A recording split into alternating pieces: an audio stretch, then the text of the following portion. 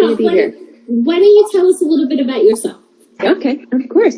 So I'm Betty Wong Ortiz. I have spent the majority of my career in magazines.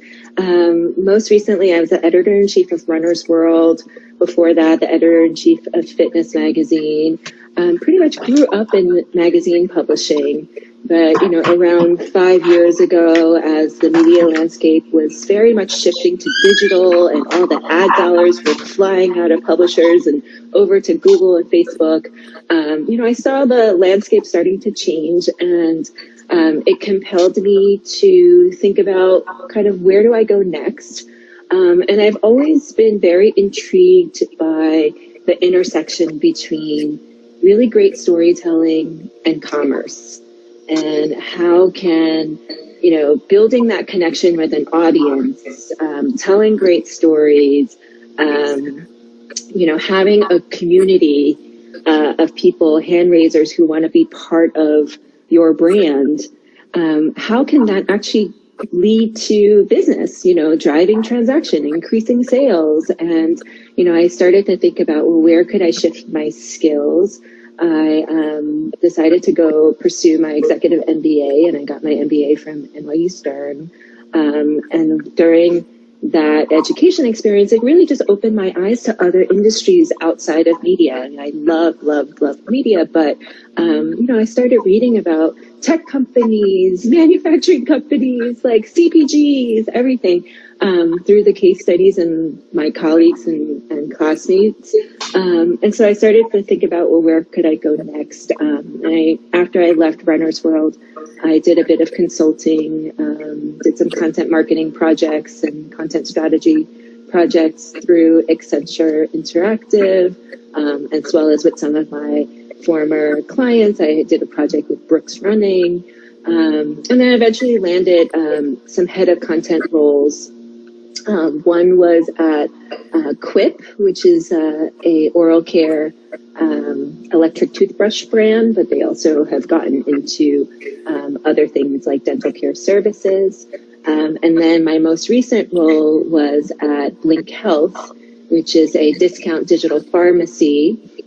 I was a health editor most of my career, so the discount digital pharmacy is a way for people to access their prescription medications for cheaper through this platform. And I was responsible for all of owned media, so their blog, their social, their CRM, newsletters. And that was great. I was sort of building it from the ground up and being in a startup.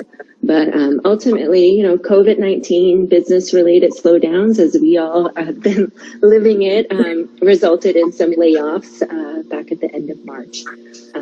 And so I have been searching for the last 5 months or so and really sort of reassessing and taking a sabbatical and doing a little bit of freelance work here and there. But I just recently landed a role. I know. Yeah. That's so exciting. Exciting. Can you tell us a little bit about your new role? Yeah, so I will be joining Dropbox. They're a tech SaaS company, but I will be joining their marketing team as their head of marketing content strategy. So it's really very much I sort of see it as like, you're sort of like an editor within the marketing organization, where you're kind of connecting the dots between what is appearing on their website, maybe the customer stories, the partner stories, whether it's marketing materials about their product, but really connecting the dots to some of the integrated marketing campaigns too, so that when somebody maybe sees an ad and arrives on the site, they sort of get this more educational experience about what is Dropbox or why Dropbox. And ultimately the foundation is all about really great storytelling and knowing your audience and being able to connect the dots for them. Yeah, so I join them next week. That's great. So I'd like to ask a follow-up question in regards to, at the end of March, a bunch of layoffs, furloughs happened. For 5 months, how did you find the job search? Just in terms of, was it networking? Were you applying for jobs online? Because there's so many people right now that are out of work. So Absolutely. I'm curious to have you share your story because maybe it could help someone who's watching today. Absolutely. This is not my first time on this rodeo of being laid off, and so it does get easier each time. Shockingly, right? When it happened this time, I kind of I was like surprisingly calm about it, and I knew that it wasn't my boss's fault. I knew that there are like larger market forces that are happening here that are beyond any of our control, and so you kind of don't take it as personally as maybe if, let's say, there was something going on with your team, or there was a project that failed or something where you kind of like just really took it to heart. So this time around, I kind of just took it as like, hey, here's an opportunity where everyone's sequestered at home. They're probably starved for human contact. And I probably spent the first month or two just reaching out to people, just like whether it's shooting an email and saying, hey, how's it going? Are you at home? And, how are you surviving with the kids in school and whatever? And then one email would lead to like a virtual coffee, which would lead to another like brainstorming session. And so I was really heartened by how accessible my network was. And sometimes it's just great to reach out to somebody and just have a conversation of like, hey, I'm thinking about going into this. What do you think? Or I had heard about such and such opportunity at this company. Do you know anybody there? And like, it's just nice to have somebody else to bounce those ideas off of. And with everyone home and the days are like just stretched and endless, like everyone can find time to just get on the phone for half an hour. And it doesn't even have to be a video call. It can just sometimes just be, in your AirPods while you're cooking dinner. Yeah. And just to have another person to bounce ideas off of. And that's what I really miss about being in an office. And I think what everyone misses about being in an office. And so, through my network, I would hear about certain opportunities, but then I'd also just would apply cold online as well. You have to sort of do that balance between diving into LinkedIn and looking at job posts, because they are very educational in that you kind of see, well, what opportunities and what companies are hiring right now. So that can certainly lead you down the right path, but it can be sort of this rabbit hole that you end up wasting a ton of time at. Yeah.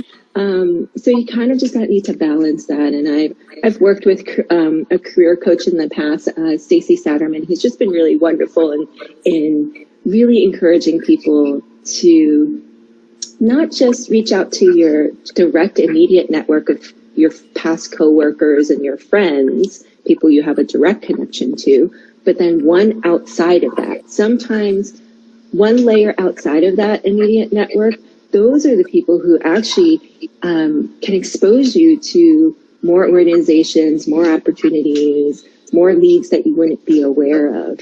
And that's really how this Dropbox opportunity came about as well.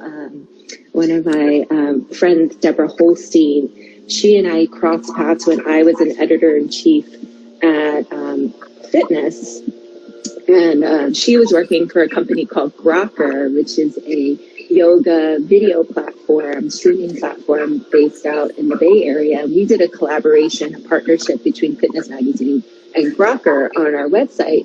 And we had a really great relationship back then. And we've stayed in touch via LinkedIn over the years. And every time I landed at a new place, she'd send me a little congrats email or something. And then she's now at Dropbox and joined the company back in January. And, sometime around June or so, there was a job posting at Dropbox that she sent me. And she's like, I think you'd be really great for this. And I was like, I've never worked for a SaaS company before, but sure, let me look at it. And she and I, got on the phone and talked, and she shared with me like what her team was like and what the projects were that they were working on. And and then she referred me over to their talent and recruiting team, and then I met the hiring manager, and then one conversation led to the next, and I landed the role. But, she was not somebody that I had worked with in the same office or at the same company. She was a partner, somebody that I had a relationship back in the past, but you never know where those relationships will lead. And so that would be my, key piece of advice is like kind of think beyond just your immediate direct connections of your past coworkers, but people were your former clients, your former customers, your former partners, PR agencies you might have worked with, and then as long as you've had this sort of genuine connection with them, they may be very happy to just hear from you and just touch base and reconnect. Yeah, I love that. Well, congratulations. And I'm actually glad that we were able to finagle the schedule for you to join us before you start next week. Yeah, I know. It was going to be my first day originally. Yeah. So how did you start your career in media? So I majored in communications at Cornell, where I went to school. And, I wasn't sure whether I wanted to go into PR or advertising or journalism or what. But, I really got a lot of satisfaction out of creating a physical product. And then at the end, it like gets shipped to a printer and then you kind of have something like there holding. And so I was always drawn to print. Whether it would be newspapers or magazines. And when I graduated from college, I got a job as an editorial assistant at McCall's magazine. So I'm totally dating myself. Oh my goodness. Back when there was a McCall's magazine, and it was part of the big, Seven Sisters of women's magazines. And it was such a great education in not just, mass communications and kind of what appeal to large audiences, whether it's lifestyle or fashion or home or parenting, and really diving into those subject matters. But it was a great education in women's leadership. I had really great mentors in the editors who were above me and intergenerational learning. And that is something that I really miss about the workplace today. Because, you kind of go into these hot companies, and whether it's tech or it's a startup, everyone's the same age. And there's this value in the young. And yet, I think the young, they're really craving for that seasoned leadership and that perspective. And I felt very lucky to have grown up in magazines, to have gotten that, to have had women who were in their 50s and had been journalists and part of Ms. Magazine back in the day. And, now they've shifted into more mass consumer magazines and, learning from them and learning the tenets of good storytelling from them. That was really great. And so that's how I got into it. And then sort of once you get into editorial, you start to rise up the ranks and you become an assistant editor, an associate editor, and a features editor. Eventually, if you're so honored, you get picked to become an editor-in-chief. And that was really great, running not just a brand, but also a team, and creating this really great collegial environment where you have just these wonderful creative minds pouring all this energy into photo shoots or design layouts for a magazine or videos for a website, and you have at the end of the production cycle this like really great product that everyone's proud of. And, right. That's something that I really enjoyed about publishing. Yeah. So, Betty, what makes a successful story? I think you always want to cover the basics of like the who, what, where, right? Why? But the most important thing is the why, right? So when you go to tell a story, whether it is a blog post, it's a magazine article, or it's standing up and doing a presentation, on a sales call, you have to really, in the back of your mind, always know your why. So what is the call to action? What is that imperative that you want that target audience to take action on, to do, to think, to feel? And if you have that sort of in your mind, everything else could kind of be shaped to really drive that home. But if you don't have your why, it just becomes all this like nonsense of like gobbledygook, which I like to say is like verbal vomit sometimes, when like it's just like facts and facts and facts. And sometimes I look at a piece of writing or a manuscript and I'm like, what is the point? Why does this matter? And what are you trying to get the reader to think and feel? And so I think, anytime you do any sort of storytelling, you want to get that across, that why across. And so think about it when you go sit down to do any piece of writing, a cover letter, a blog post, a presentation. You just have to get at the why. Yeah, got it. So you've had an incredible career in media. You've gone from, the publishing, now you're in the content strategy space. So what would be your 3 pieces of career insights for our audience today? So first career insight I live by is know your audience. And so that kind of goes back to that, knowing your why too. But, whether your audience is a consumer, a customer, it could be your boss, make it your job to understand what their needs, wants, and expectations are, so that you're able to present your case in a way that resonates with them. And I think that's where a lot of, communication starts to fall apart, when you don't factor in what is it that the other person wants to hear, what are their pain points, and how can I meet them where they are. Because then it becomes this like push message of like, here's what I want to sell to you, right? Not here's what I can bring to solve a problem for you, or here's how I can help you. And I think that really comes from my background of service journalism, where, every story we did was always about how to make your life better, make you healthier, help you eat better, eat right, cook faster, get dinner on the table. And so I kind of always come at it from a service point of view. So always like know your audience. And that applies to the job search too. So if you are even writing a cover letter, you don't lead with like, I really need a job. You lead with, I bring something that can solve a problem for you. Get to know what their pain points are, and write it in a way that's more like a pain letter, where you are bringing all of these assets that you can deploy in their organization to solve a problem and a need for them. So know your audience. Second career insight that's served me really well is to lead with curiosity. I think a lot of times you hear career advice that's like, oh, just follow your passion and everything will be solved. Passion sometimes doesn't pay the bills, right? Your passion might be for magic or for cookie baking, but that's not going to pay rent, right? So I would say, you've been far more successful always sort of leading with curiosity, because curiosity will take you to many different places.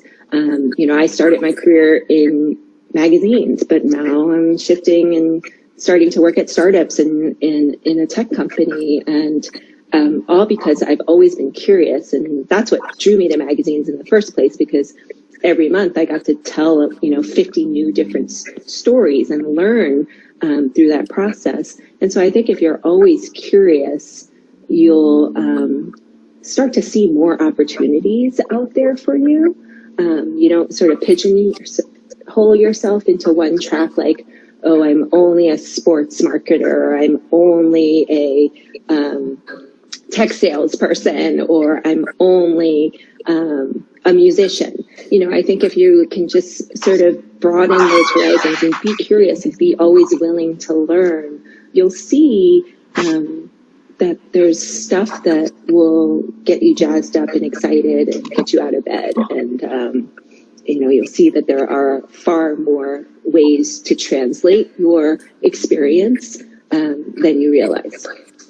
And then the last career insight that's I would offer is to just always like take ownership of your work.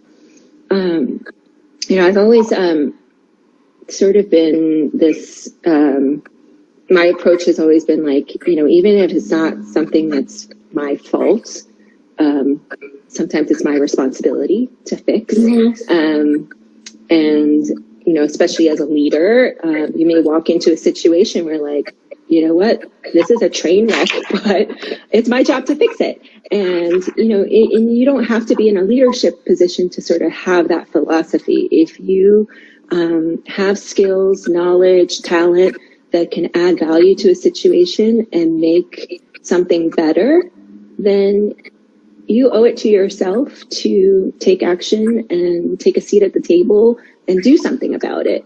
Don't make it somebody else's problem, because that's no way of, ever feeling satisfied and no way of ever getting ahead. And so I would say, always look for ways that you can be part of the solution, because if you're not, then you're really part of the problem. Right.